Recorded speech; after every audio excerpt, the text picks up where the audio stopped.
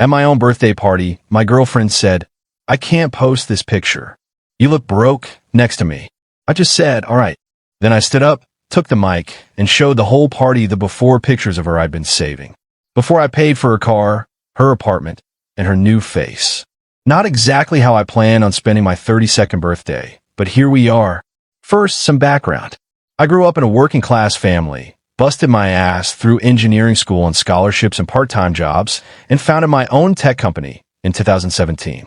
The first 3 years were brutal. Ramen noodle diet, sleeping on friends' couches, the whole struggling entrepreneur cliche. But in late 2020, we developed a security software that caught the attention of some major clients. And suddenly, money wasn't an issue anymore. We're not talking Bezos-level wealth, but enough that I don't have to check my bank account before buying something. I still drive a 2015 Honda and wear the same 5 graphic tees in rotation because, honestly, I'm just not interested in flashy stuff. My parents raised me to value financial security over status symbols.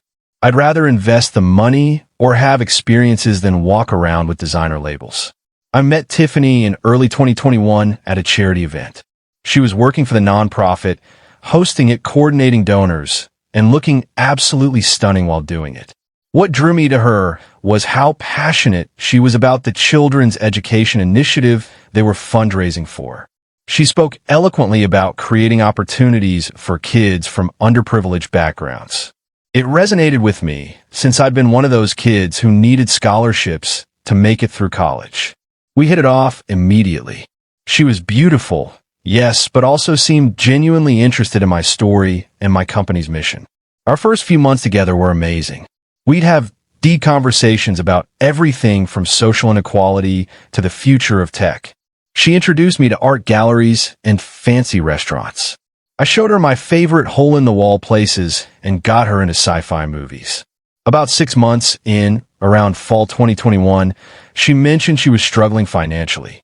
The nonprofit job paid terribly, and she was thinking of leaving the sector altogether to make ends meet. I was heartbroken. Here was someone doing meaningful work. She was passionate about being forced out because of money. I offered to help with some of her expenses until the nonprofit's next funding cycle, when she was promised a raise.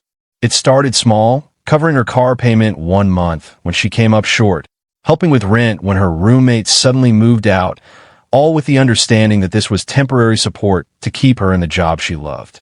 Then came the medical issue in spring 2022. She'd always been insecure about her nose, a result of breaking it as a teenager, and her health insurance wouldn't cover the corrective surgery since it was deemed cosmetic. She was in genuine physical discomfort with breathing problems and frequent infections. Seeing her in pain, I offered to pay for the surgery. It wasn't even a hard decision. I had the means to help someone I cared about. By summer 2022, her nonprofit lost a major funding source and had to cut staff. Tiffany was devastated. She moved in with me while job hunting, and I helped her lease a more reliable car since her old one kept breaking down during interviews. The lease was in my name because her credit score wasn't great and I could get a much better rate. Again, these weren't handouts in my mind. They were investments in our partnership. I could easily afford it, and it seemed like the right thing to do for someone I loved who was going through a rough patch. By early 2023, she'd found a new job at a marketing agency with better pay, but less meaningful work. She decided she wanted her own space again, which I understood. We'd moved in together out of necessity rather than choice. I helped her find a nice apartment, and since the landlord required proof of income history she didn't have yet, I co-signed the lease. The arrangement was that I'd help with the rent until she was fully on her feet with a new job. Gradually, though, I started noticing changes. Tiffany began spending more time with a new friend group, all Instagram influencer types with seemingly unlimited shopping budgets. Her wardrobe transformed from simple professional attire to designer everything. She started talking about building her brand and became obsessed with social media presence. The passionate conversations about social causes dried up, replaced by discussions about follower counts and engagement metrics. At first, I attributed her new spending habits to her improved salary. But the math didn't add up. When I gently asked about it, she mentioned brand partnerships, and influencer deals that provided free products. Later, I discovered she was also maxing out credit cards to maintain her new image. Still, I made excuses. She was going through a career transition, finding herself networking. Plus, after her surgery and style upgrade, she genuinely seemed happier and more confident. If my success could provide that for her, wasn't that a good thing? As our relationship evolved, so did an odd dynamic where she'd occasionally buy me expensive gifts. A watch here, the designer jacket there. Despite her own financial situation being precarious, I could tell these gifts were more about how they'd look on her social media. My amazing boyfriend in the Armani, I surprised him with Anne about what I'd actually want. My birthday rolled around last weekend, and Tiffany insisted on throwing me a big party, an upscale venue. I'm not one for being the center of attention, but she was so excited about planning it that I went along. She'd invited a mix of my actual friends and her new influencer crowd. The party was lavish, way more extravagant than anything I would have chosen for myself. Still, it was fun seeing my college roommates chatting with work colleagues and neighbors. Tiffany was in her element, playing hostess and looking stunning in a dress that probably cost more than my monthly mortgage payment. During dinner, someone suggested a group photo. We all gathered, and one of my old friends snapped several shots on my phone. While I looked at them afterward, I thought they were perfect. Everyone smiling, great lighting, the kind of photo you want to keep forever. I showed Tiffany, expecting her to ask me to send them to her. Instead, she frowned, swiping through them quickly. "I can't post any of these," she muttered. "Why not?" I asked. She hesitated, then leaned closer. "Honestly, you look kind of poor next to me. Couldn't you have worn the Armani jacket I bought you instead of that old blazer?" It's embarrassing. The blazer she meant was my favorite. Well-made, comfortable, and sentimental. My parents had given it to me when I landed my first engineering internship. Something inside me snapped then. 2 years of small realizations suddenly clicked into place. This wasn't the woman I'd fallen for. That woman had been a phase, or maybe just an illusion. "Okay," I said quietly that I stood up, walked over to the small stage where the band had played earlier, and picked up the microphone. "Hey, everyone," I said, tapping it. The room went silent. "Thanks for coming tonight. Seeing all of you here means more than you know." People smiled and raised their glasses. Tiffany looked proud, clearly expecting a sweet speech about her efforts. "I just want to share a little before and after story," I continued. Earlier that day, I'd actually tested the venue's AV system for a toast. So I pulled out my phone, connected it, and the big screen behind me lit up with a photo of Tiffany from when we first met. Natural, beautiful, wearing simple clothes, smiling genuinely. "This," I said, "is the woman I fell in love with. Passionate about education reform, full of empathy and intelligence." I swiped to another photo, Tiffany in jeans and a t-shirt at a volunteer event painting classroom. This woman spent weekends helping renovate schools because she believed every kid deserves a beautiful place to learn. Her expression changed from confusion to panic. She started toward the stage that I swiped again. Her old Toyota with a duct tape bumper. This was her car. Not fancy, but she was proud because she bought it herself. Another swipe showed her small, cluttered apartment. Mismatched furniture. A roommate who couldn't always pay rent. And this was home. She helped cover rent so her roommate wouldn't get evicted. That's who she was. By the time she reached the stage, her face was a mix of anger and humiliation.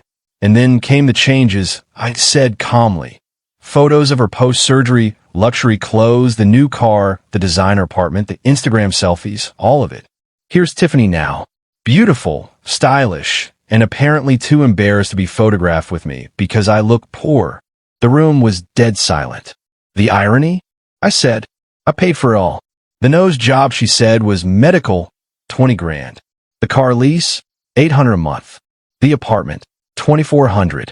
The clothes, the shoes, the handbags, all funded by the man who apparently doesn't fit her image anymore. I took a deep breath and looked at her. "I never minded supporting you, Tiffany. What hurts is realizing you became someone who could stand beside the person who made all that possible and feel embarrassed by him." Nobody spoke. Some people stared at their drinks. Others looked between us in shock. So, I said finally, This feels like the right time to announce our relationship is over. The apartment lease. I'll be giving 30 days notice to remove myself as guarantor. The car lease. It's in my name, so it'll need to be transferred or returned within that same time frame. And this, I gestured around the room. This is the last event I'll be paying for. Happy birthday to me. I set the microphone down, walked off the stage, and headed for the exit. My friends followed, forming a quiet wall around me. Behind us, the room erupted into whispers and chaos. Outside, my college roommate Pete exhaled and said, "Dude, that was the most badass and heartbreaking thing I've ever seen. You okay?" I wasn't okay at first, but I'm getting there. Tiffany blew up my phone for 2 days straight, crying, blaming, and begging. By day 3, I blocked her. Soon after, she posted a teary "My truth" video claiming I'd financially abused her and humiliated her publicly. It backfired fast. Several guests from the party commented with what really happened. When I finally went home after staying with a friend, most of her things were gone. She'd already been splitting time between my place and her apartment, so the move out wasn't hard. I changed the locks, talked to my lawyer, and started untangling everything, lease car accounts. The apartment and car transfers are already in motion, and I've locked down all my passwords and credit. The emotional cleanup's harder. I keep asking myself how I missed the signs, how I mistook funding her lifestyle for supporting her dreams. I still miss the woman she used to be, or maybe the one I thought she was. And why friends have been amazing, checking in, getting me out of the house, reminding me generosity isn't the problem. Giving it to the wrong person is that I'm sharing this as a warning. Money changes people, and love doesn't mean tolerating entitlement. If someone becomes embarrassed to stand next to you, it's time to walk away, no matter what you've already given. AS for the nonprofit where we met. They still do great work. I've set up an anonymous donation in my company's name. Some dreams are still worth investing in, even after you've been burned. Edit. A few clarifications. No, the slideshow wasn't premeditated revenge. I reacted in the moment, and while I'm not proud of making it public, I stand by what I said. People deserve to know the truth. I helped Tiffany because I believed in her and her cause, not to buy affection. The support itself wasn't wrong. How she handled it was. And those before photos? Just regular memories that happened to show how much she'd changed. Over time, Tiffany started referring to her nonprofit job as slumming it, made subtle digs about my clothes and car, and acted differently around her influencer friends. She lit up more over luxury gifts than time together. For those wondering, I'm financially fine. The expenses were within my means. This didn't hurt my company or future, just my trust. And no, the takeaway isn't to only date within your financial bracket. It's about values. I'd rather be with someone who values people over brands. 4 months later. April 2024. Life's funny that way. About a month after everything happened, Christina, the executive director of the nonprofit where Tiffany once worked, reached out to ensure my company's donations weren't affected. We met for coffee, and what was supposed to be a quick chat turned into a 3-hour conversation about education, tech access, and real social impact that we've been dating for 3 months now, and it's completely different. Christina is independent, grounded, and clear about boundaries, even insisting any funding go through official nonprofit channels. Our dates are simple: hikes, community events, quiet dinners. She's never once cared about my car or my clothes. Tiffany's doing her own thing now. New job, new boyfriend, same Instagram aesthetic. I genuinely wish her well. The old blazer she once mocked still hangs in my closet. I wore it on my first date with Christina, who complimented it before knowing its story. When I told her, she smiled and said, "The things that remind us where we came from are priceless." I don't know where this relationship will go, but it feels real, built on respect and shared values, not appearances. If there's a lesson here, it's that the right person doesn't need upgrading. They just need to be appreciated for who they already are. And to everyone who supported me during the rough early days, thank you. If my story helps even one person recognize the red flags I ignored, then it was worth sharing.